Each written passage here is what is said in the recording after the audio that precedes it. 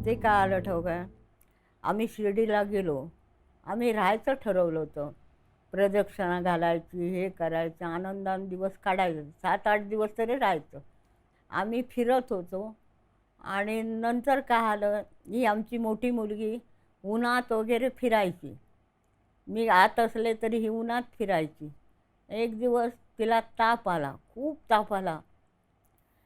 आता काय करू म्हटलं, बाबा आम्ही सगळे आलोय खरं, हे आमचे नव्हते, फक्त मी आणि आमचे कामवाले दोघी आणि आमची मुली, एवढंच.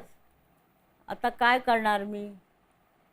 असं बाबाला विनंती केली, बाबा तूच काय करायचं तर कर.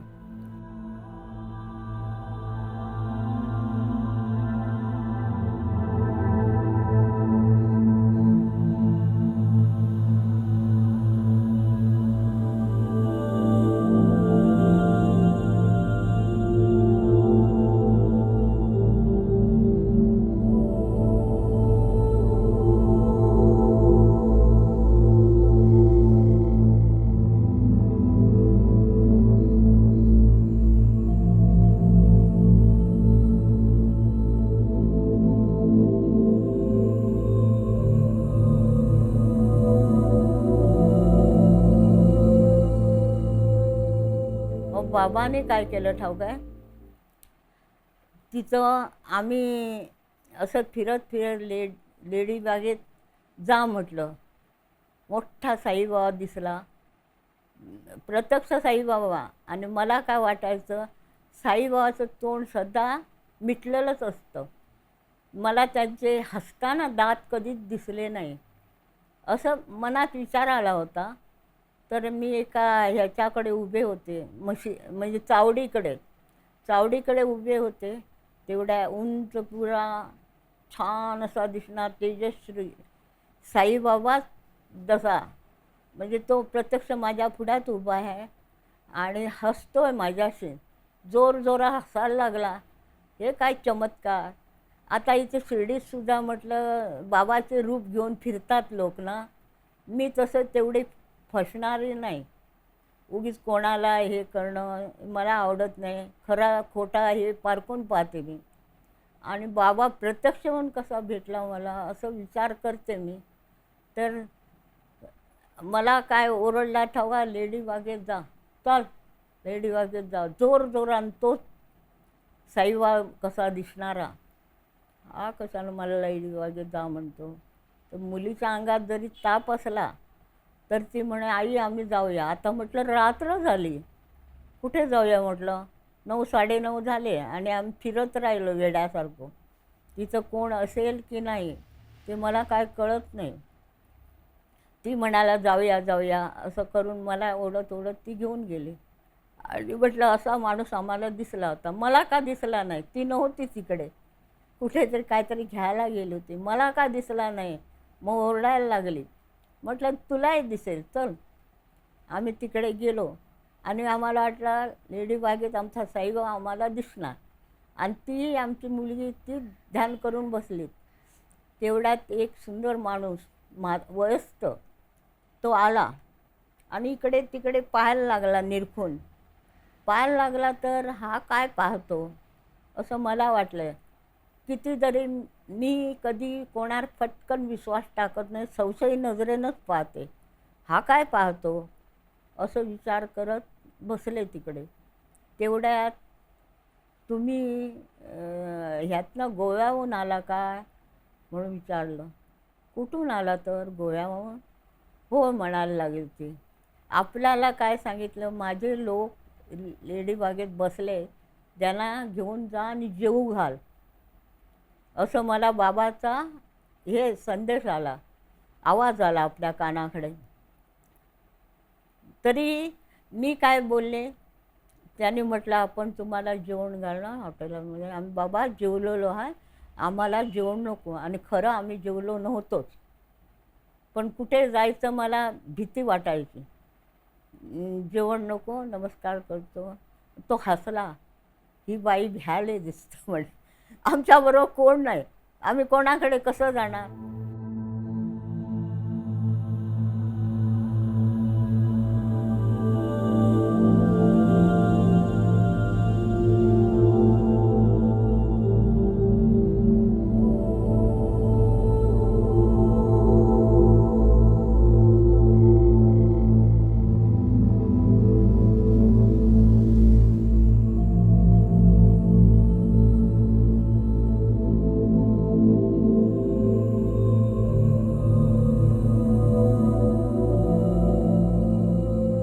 तर बरं म्हणायला लागला, तुम्ही कुठे राहता, कुठे हे उतरला.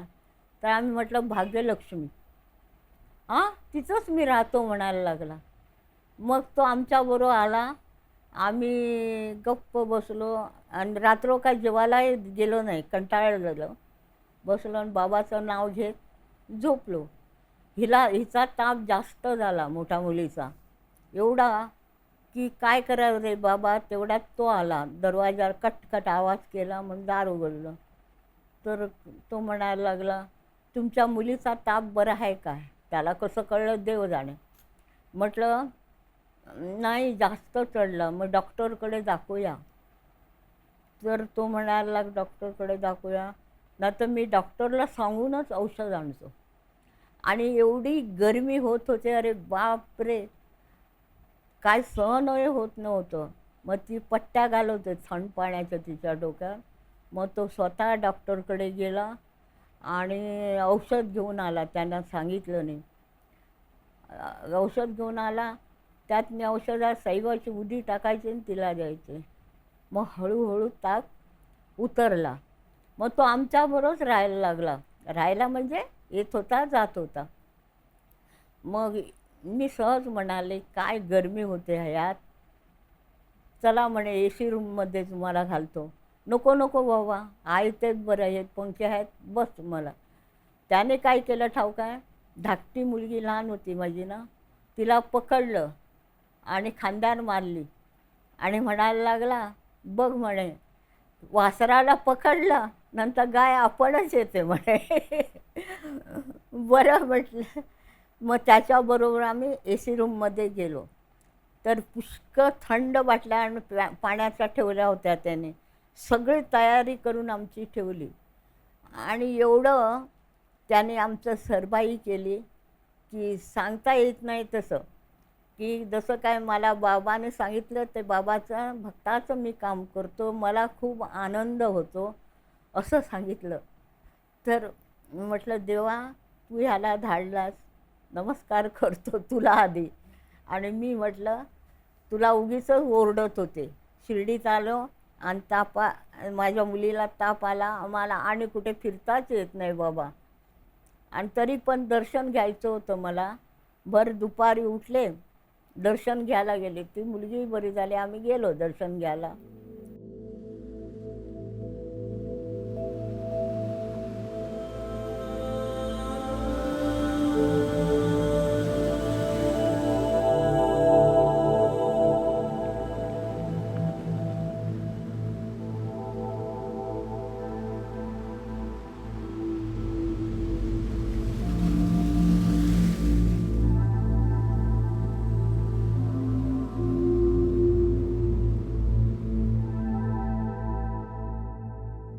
तर माझ्या मनात काय आलं ठाऊक आहे, इथं चप्पल चोर खूप आहेत, चप्पल चोरून नेतात.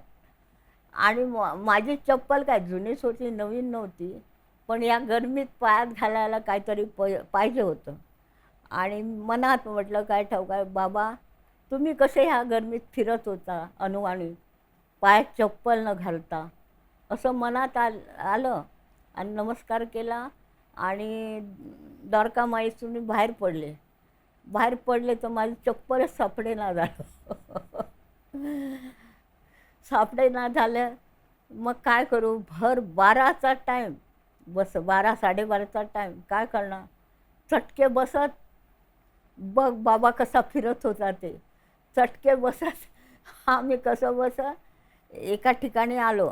तिथं चप्पलाचं दुकान होतं, तिथं चप्पल विकत घेतले आणि एकदा पायात म्हटलं बाबा तू थोर होतास, तू देवच होतास म्हणून तू सोसत होता, मी एक मानव आहे, मी काय सोसणार. मनात आलं माझा बाबा कसा फिरत होता आणि मला दुःख झालं, मग मला कशाला चटके दिले पहा म्हणून असं झालंय.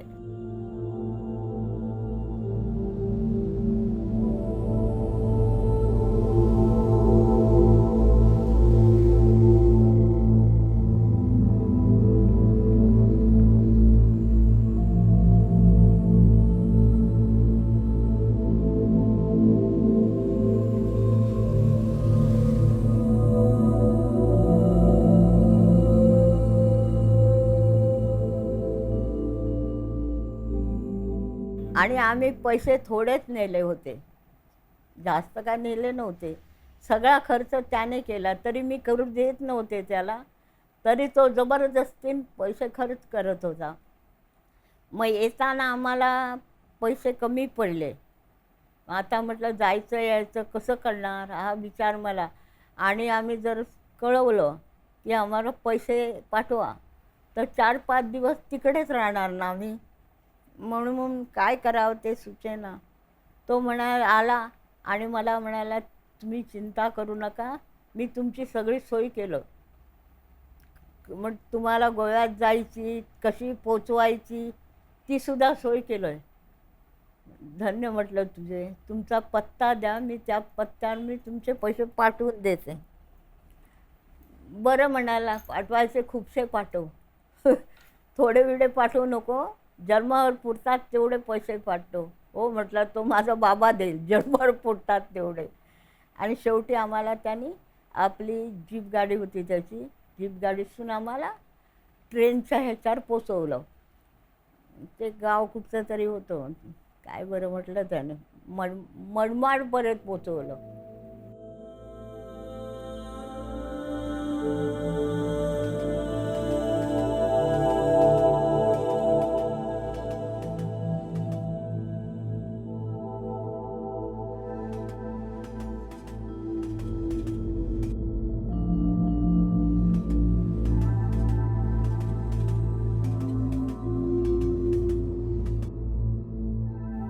तिकडे पोचवलं आणि हे केलं. आम्हाला आत लोक होते ना, त्यांना सांगितलं ही आमची मंडळी आहे सगळी, हां, यांना सांभाळून घ्या, जरा लक्ष ठेवा. ती मुलगी जरा आजारी होती म्हणून त्रास होतो आहे तिला, तुम्ही सांभाळा. आणि खरोखर त्या लोकांनी आम्हाला एवढं सांभाळलं, पाणी देत होते आणि आपलं जेवणसुद्धा त्यांच्या ना, आपण न जेवता आम्हाला जेवण दिलं. मला कळलं ते, मी म्हटलं तुम्ही उपाशी आम्हाला जेवण देतात, आम्ही जेवणार नाही, तुम्ही जेवा. नाही म्हणायला लागले, आज आमचा उपवास आहे. खरोखर त्या दिवशी गुरुवार होता आणि तरी आम्हाला ते भाकरी आणि ते काय ते झुणका एवढा गोड लागला, अमृतासारखा. आणि त्याने सबन आमचं मिरजेपर्यंत हे केलं. मिरजेत आम्ही उतरलो तर आमचं भराभर सामान भरलं त्यांच्यानी, त्या लोकांनी. कोण होते देव जाणे. त्यांचा आमचा पत्ता दिला, पण त्यांचा पत्ता आम्ही घेतला नाही. साई भक्त म्हटल्यावर कोणी मदत करायला तुम्हाला उभा राहतो. आणि मग आम्ही ट्रेनीत दुसऱ्या बसलो गोव्याच्या मिरजेत आणि आम्ही आलो घरी, सुखरूपपणे पोचलो. आणि त्याचं नाव होतं दुवा दुवा म्हणून काहीतरी, आणि आता विसरेल मी, आडनाव दुवा. त्याने आम्हाला मदत केली भाग्यलक्ष्मी. आणि एक दिवस तो आमच्याकडे आला, भेटला आणि गेला.